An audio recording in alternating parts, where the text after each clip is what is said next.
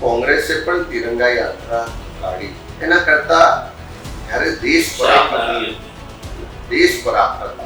દેશ તકલીફમાં, ત્યારે ક્યારેય રાજનીતિ હોય જ નહીં. એમાં પણ જ્યારે આતંકવાદ સામેની લડાઈ હોય, કારણ કે સૌથી વધારે જો આતંકવાદમાં કોઈ ગુમાવ્યું તો કોંગ્રેસે ઇન્દિરાજી, રાજીવજી જેવા દેશના બે વડાપ્રધાનો ગુમાવ્યા. અનેક લોકો શહીદી વહોરી છે કોંગ્રેસના નેતાઓ. અને એ જ રીતે જ્યારે દેશની સરહદોની સુરક્ષાની વાત આવે, એના માટે રાજનીતિ કર્યા સિવાય પહેલે દિવસથી કોંગ્રેસના નેતૃત્વમાં ખડગે સાહેબ, સોનિયાજી, રાહુલજી સ્પષ્ટ કીધું કે કોઈ રાજનીતિ નહીં, સરકાર જે પણ આતંકવાદને નામવા માટે કાર્યવાહી કરે એમાં મારો સંપૂર્ણ ટેકો છે. સરકાર પાકિસ્તાન સામે જે પણ કડક પગલાં લેવા હોય એમાં મારું સંપૂર્ણ સમર્થન. CWCએ કોંગ્રેસ વર્કિંગ કમિટીએ ઠરાવ પસાર કરીને કીધું કે અમે તમારી સાથે છે.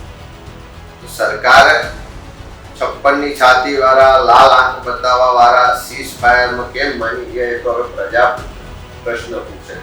અને ક્યાંક નિષ્ફળતાઓ છુપાવવા માટે કોઈ બીજા પ્રોપેગેન્ડા કરવા એ ભારતીય જનતા પાર્ટીનો કદાચ એજન્ડા હોઈ શકે, પણ કોંગ્રેસે ક્યારેય આતંકવાદના મુદ્દા પર, રાષ્ટ્રહિતની વાતમાં, રાષ્ટ્રની સુરક્ષામાં રાજનીતિ કરવા માટે કોઈ કાર્યક્રમો કરવાની ક્યારેય એવી પ્રાયોરિટી કે એજન્ડા નથી રાખ્યો. આજે પણ અમારી પ્રાયોરિટી છે કે આતંકવાદનો ખાત્મો થવો જોઈએ.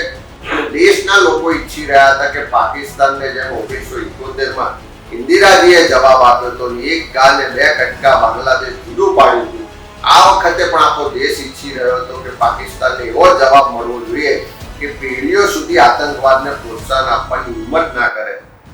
આજે પણ લોકો ઈચ્છી રહ્યા હતા કે જેમ બાંગ્લાદેશ જુદું પડ્યું એમ POK લઈ આવો, બલુચિસ્તાનને કંઈક જુદું અલગ અસ્તિત્વ મળે, પણ લોકોની આશા અપેક્ષા પૂરી ના થઈ એટલે એના પર